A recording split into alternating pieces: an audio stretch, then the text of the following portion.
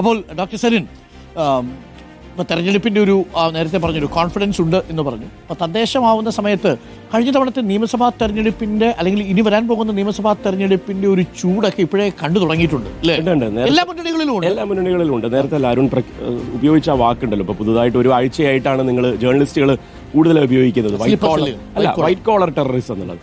ഞാൻ രണ്ട് ഉദാഹരണങ്ങൾ പറയാം, അതുകൂടി പ്രേക്ഷകർ അറിയണല്ലോ. മായ കോട്നാനി ഒരു വൈറ്റ് കോളർ ടെററിസ്റ്റ് ആണെങ്കിൽ, അങ്ങനെയാണെങ്കിൽ നരോധ്യ പാട്ടിയ കൂട്ടക്കൊലയ്ക്ക് ഗുജറാത്തിൽ പിന്നീട് ആരോഗ്യമന്ത്രി തന്നെയായിരുന്ന അവരാണ് വൈറ്റ് കോളർ ടെററിസ്റ്റിന്റെ ആദ്യത്തെ ഉദാഹരണം. അതിലും മുന്തിയൊരു ഉദാഹരണം കൂടി ജനങ്ങൾക്ക് ഞാൻ പറഞ്ഞു കൊടുക്കണം. കാരണം പ്രവീൺ തൊഗാഡിയ എന്ന് പറയുന്ന മനുഷ്യൻ MBBS മാത്രമല്ല, അയാള് സർജിക്കൽ ഓങ്കോളജിയും കൂടി കഴിഞ്ഞ ആളാ.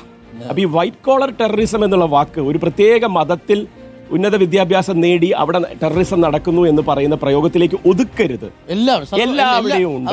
അതിന്റെ ആദ്യത്തെ ഉദാഹരണങ്ങൾ എഡ്യൂക്കേറ്റഡ് ആയിട്ടുള്ള ആളുകൾ തന്നെ ടെററിസം എന്നുള്ള രീതിയിലേക്ക് മാറുന്നു എന്നുള്ളത് ഗുജറാത്തില് മായ കോട്നാനിയും പ്രവീൺ തൊഗാഡിയെ ഇന്ത്യയിൽ ഒട്ടാകെയും കാണിച്ചു തന്നതാണെന്ന് പ്രേക്ഷകർ ഈ വാക്ക് ആ രീതിയിൽ മാത്രമായി സെലക്റ്റീവായി ഉപയോഗിക്കുന്നവർക്ക് തിരുത്തി കൊടുക്കണം എന്ന് മാത്രമേ. എല്ലാ വിഭാഗങ്ങളിലും സ്ലീപ്പർ സെല്ലുകളുണ്ട്. നമ്മൾ അതിനെയാണ് കണ്ടം ചെയ്യേണ്ടത്. എല്ലാ പ്രൊഫഷണലുകളിലും ഈ സ്ലീപ്പർ സെല്ലുകൾ ഉണ്ട് എന്നുള്ളതാണ്. പല രൂപത്തിൽ അവർ വന്നേക്കാം, പല വേഷങ്ങളിൽ അവർ പ്രത്യക്ഷപ്പെട്ടേക്കാം എന്നുള്ളതാണ്.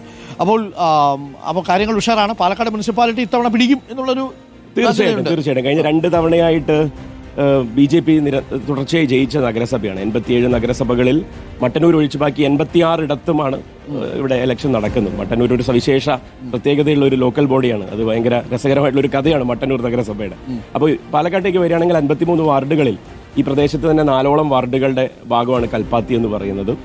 ഇവിടെ അടക്കം നമുക്ക് വലിയ മുന്നേറ്റം ഉണ്ടാക്കാൻ കഴിയും. ജനങ്ങൾ പ്രതികരിക്കാൻ തയ്യാറായിരിക്കുകയാണ്. മടുത്ത് മാറി നിൽക്കുകയായിരുന്നു അവര് ഇത്തവണ വോട്ട് ചെയ്ത് തന്നെ പ്രതികരിക്കും എന്നാണ് നമ്മൾ മനസ്സിലാക്കുന്നത്. ഓക്കെ, അപ്പൊ താങ്ക് യു സെലിൻ. രാവിലെ നല്ലൊരു കാപ്പിക്ക് നമുക്കൊപ്പം കൂടിയതിൽ